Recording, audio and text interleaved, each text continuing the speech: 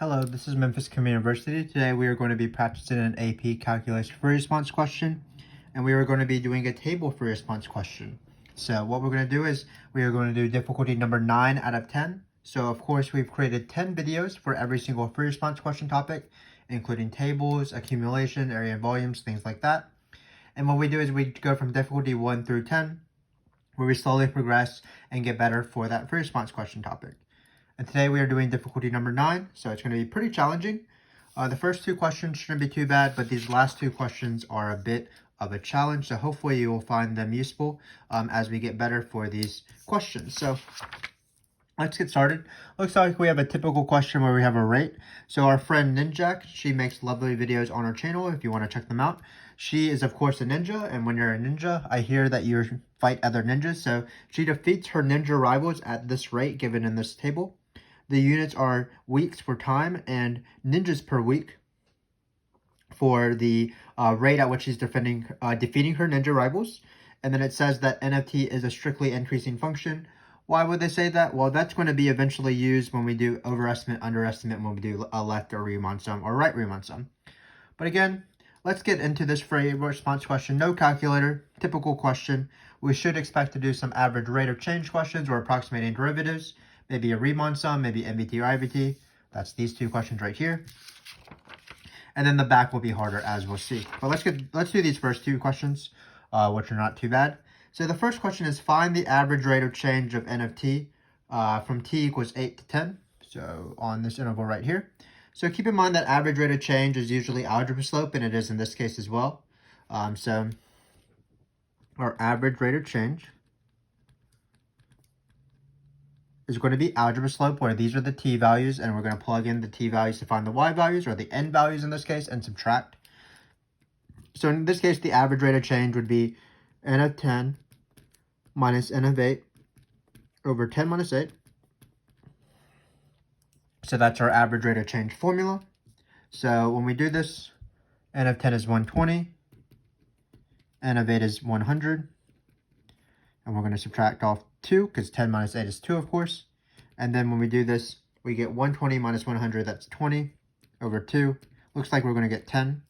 So again, not a really hard question. Average rate of change is usually slope. Keep in mind, though, that this rate is actually a rate of a rate, because we're finding the average rate of n, and n happens to be a rate already. So what should be the units? If you want, you can think about this as acceleration, where our given was velocity. So when we're doing our units, we need to divide by a time period. So in this case, our units are going to be ninjas per week, or if you want, you can write ninjas per week squared. So ninjas per week squared. So again, that's an average rate question. Just be wary that this question was asking a rate of a rate. Some students get confused about that, but a rate is just something, the slope, whether it be calculus or an algebra slope, depending on if it's instantaneous rate versus average rate of something. And then you can, of course, have rates of rates, which is what it is in this case. So again, maybe thinking about this as velocity, so this would be acceleration. So this is average rate of change. Average rate of change is usually algebra slope. Now we're going to do this question right here. This is just a typical Riemann sum. Approximate this integral using a left Riemann sum. So left is key, of course.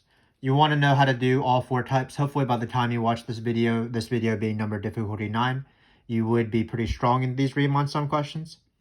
But keep in mind for these Riemann sum questions, what they're going to be is, it's going to be, you want to know how to do left, you know how to do right, trapezoidal midpoint. In this case, it's left. Remember that Riemann sums only approximate the integral, but in this case, that's exactly what we're doing, so we're going to be good to go.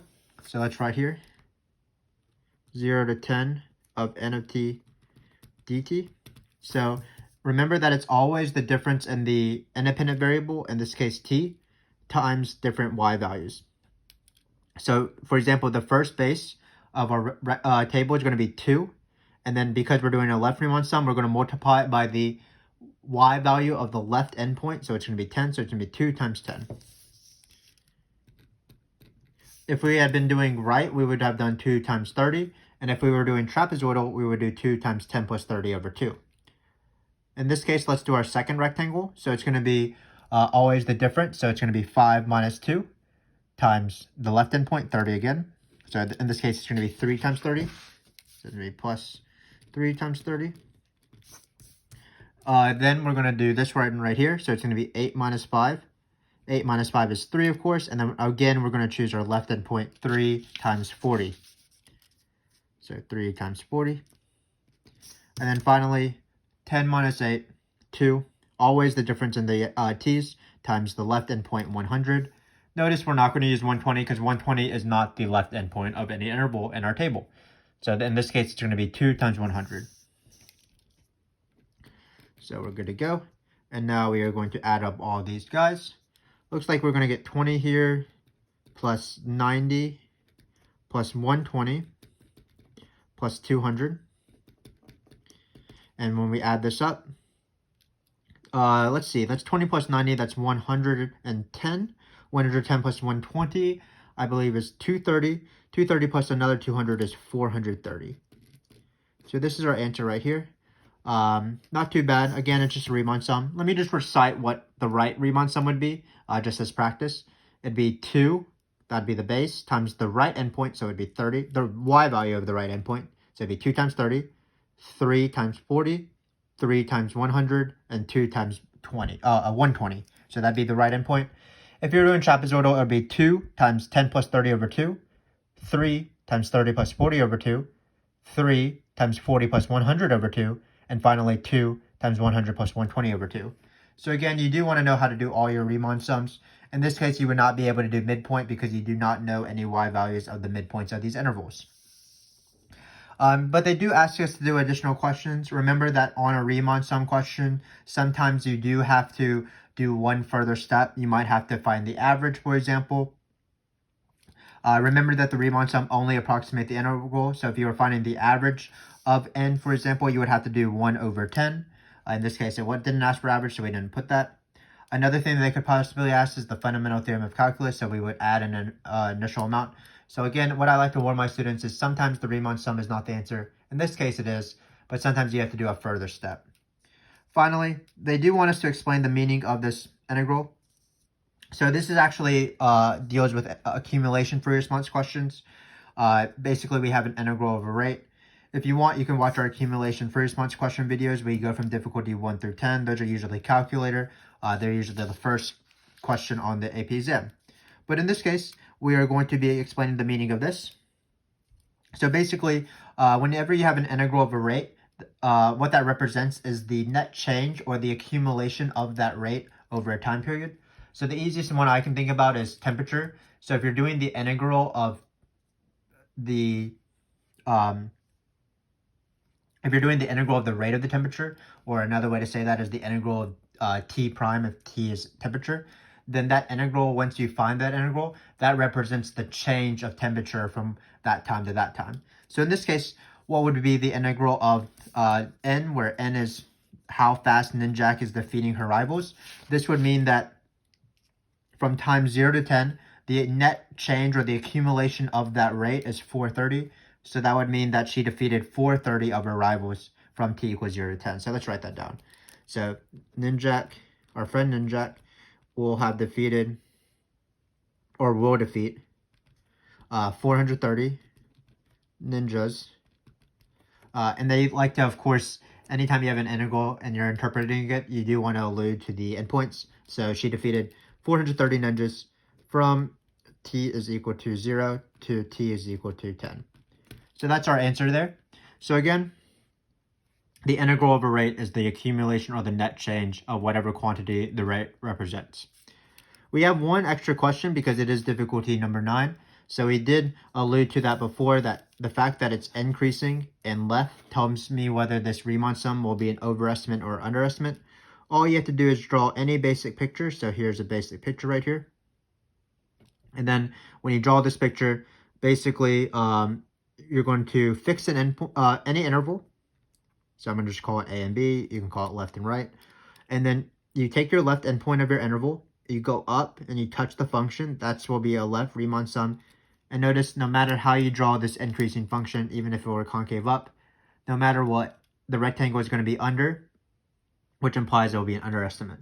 So because it's a left sum and it's increasing the function, this means it will be underestimate. For example, if it was a right sum and increasing, notice it would be above it. And it's switched around when it's a decreasing function. So hopefully this hasn't been too bad. This is not why this has been difficulty number 9. These first 2 questions, these have been fairly simple.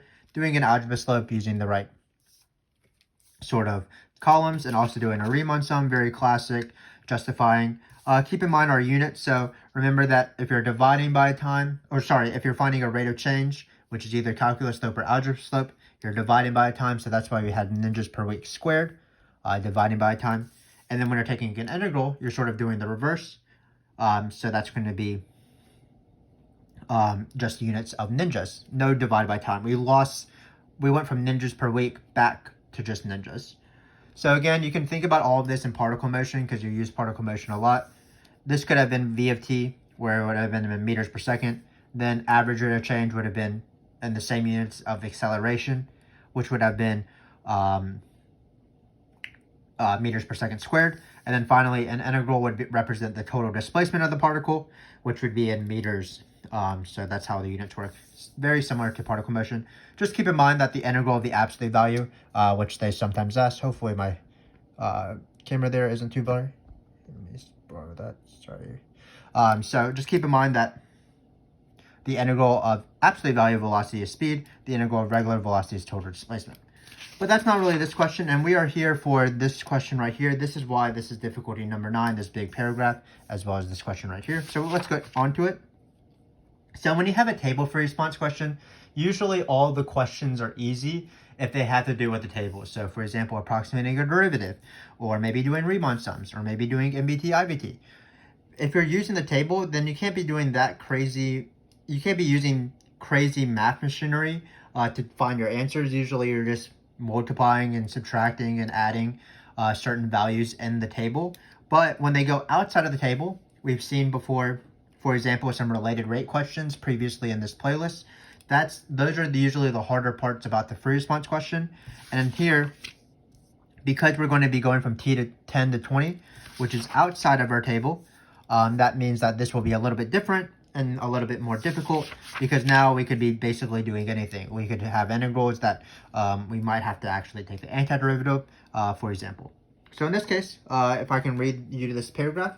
So it looks like we have our friend Ninjak, and she's continuing to defeat her enemies past the time t equals 10, which was the time that ended in the table. She's going all the way to t equals 20, so 20 weeks. And then starting with 120 weeks per week at t equals 10. So that's actually the value right here. At t equals 10, the rate was 120 ninjas per week. That hasn't changed. We're not going to be using the table, but we're still using that one piece of information that they relisted. So it says one model gives that the rate at which she will defeat her rivals will increase at a constant rate. So just be careful here. We actually have a rate of a rate. So it's a rate of a rate. So this is really the question we were talking about earlier, where when we have n of t, we can still take its rate. That's not that bad. So we had a rate of a rate, an average rate of a rate, and here we have a rate of a rate as well. So if you want, you can think about this more as acceleration. Notice it does have the same units, ninjas per week per week.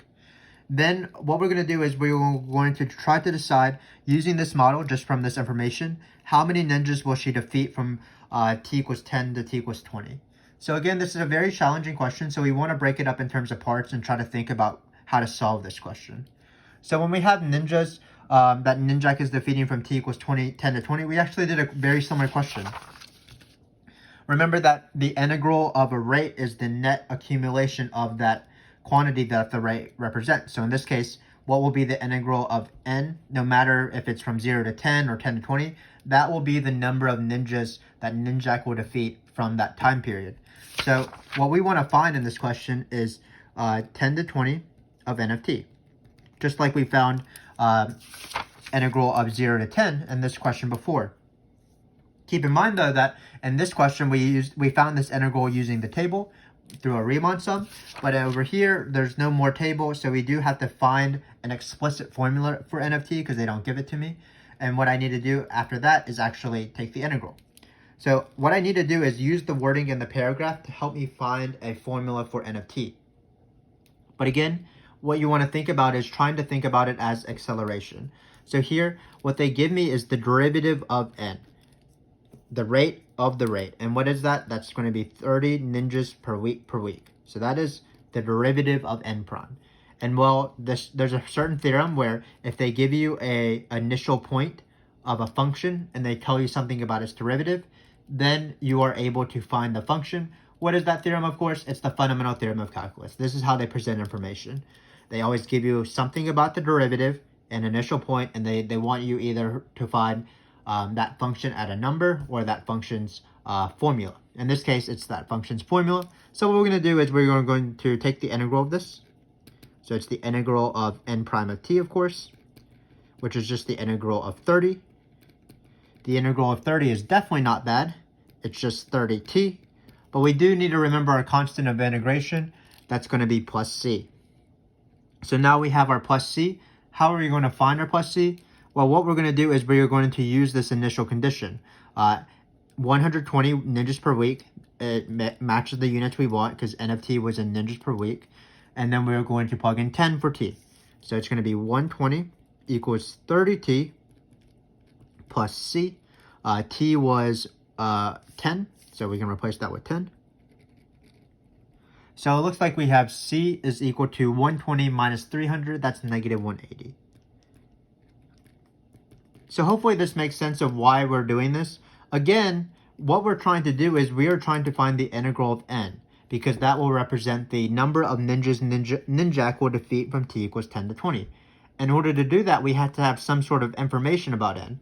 On the front page, we were given a table, but on this side, we're left alone. So we had to come up with a formula of n of t.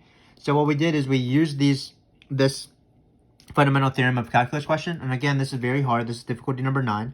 And we were able to come up with a formula for n of t using the Fundamental Theorem of Calculus, using our plus c and solving. So what we're going to do is we're going to come to this integral right here, and we're going to replace n of t with what we found. Remember that n of t, of course, is not just the c, but it's 30t minus 180.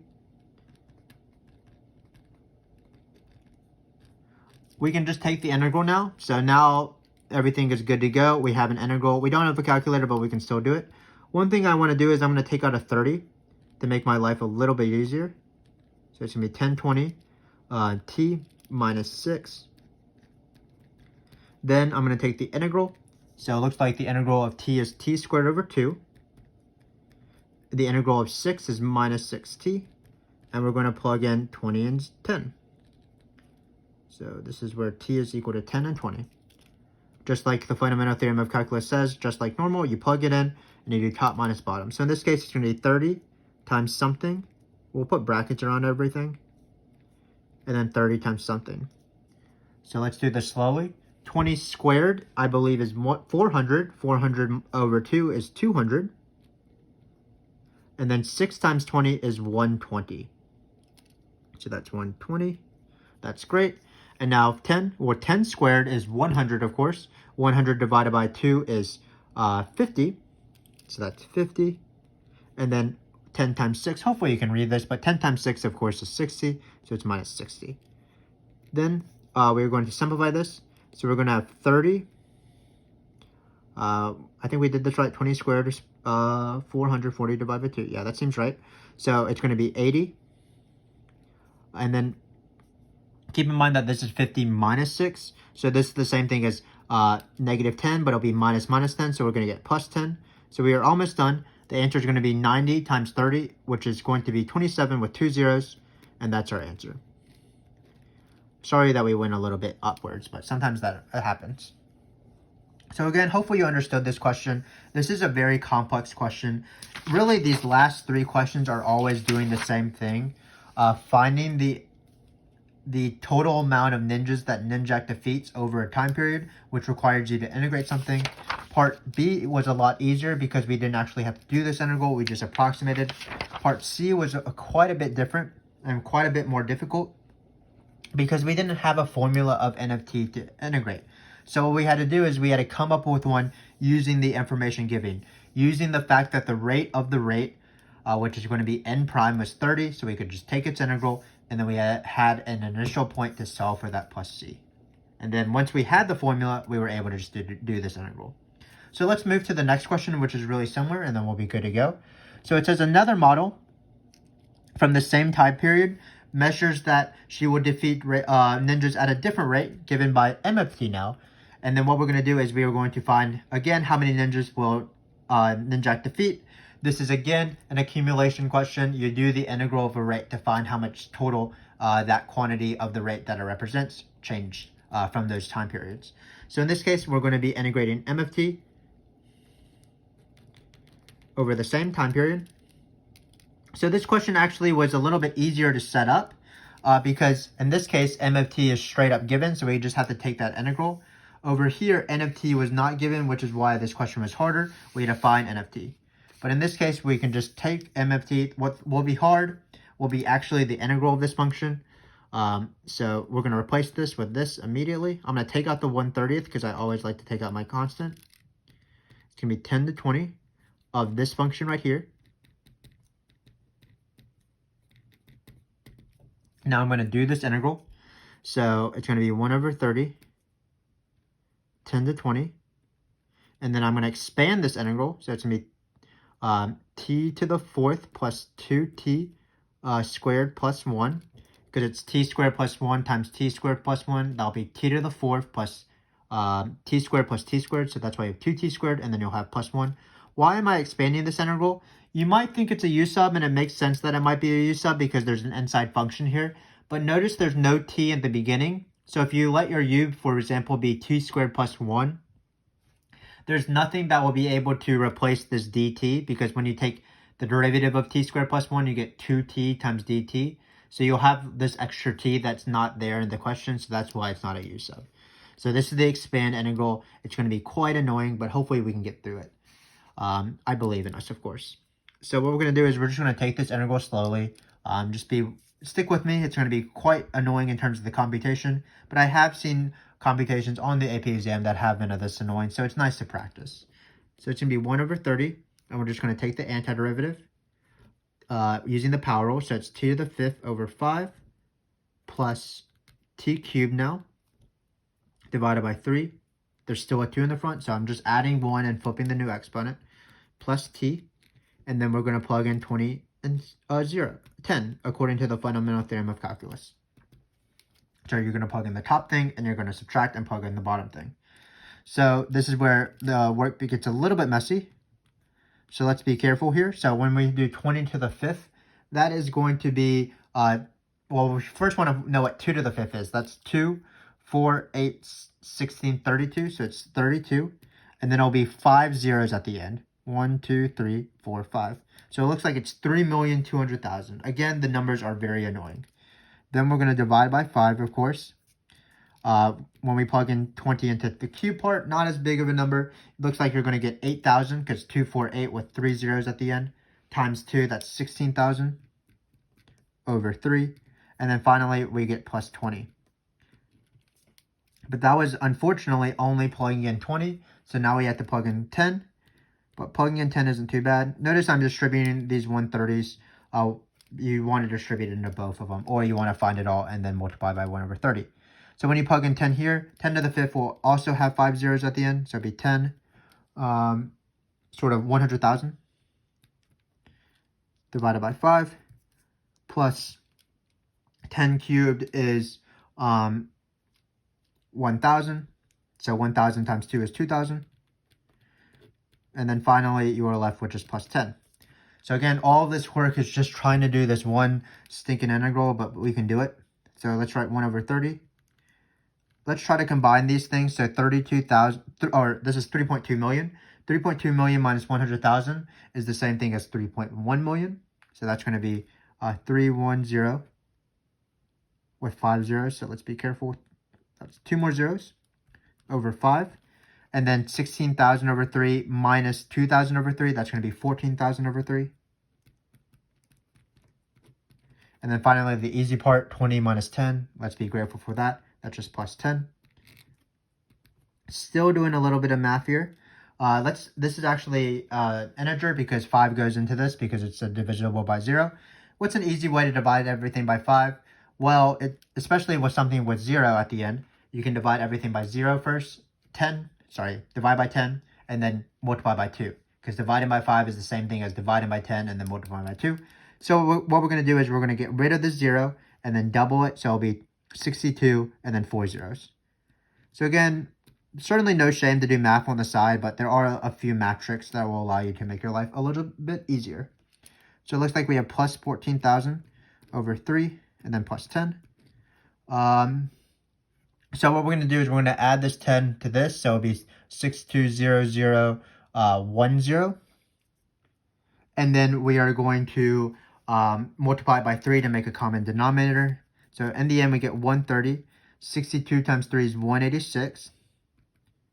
And then we'll have 0, 0, 3, 0, because we'll have 10, and then we'll triple it, so it'll be 3, 0. Although this will be over 3 plus 14,000. What's nice is, sorry.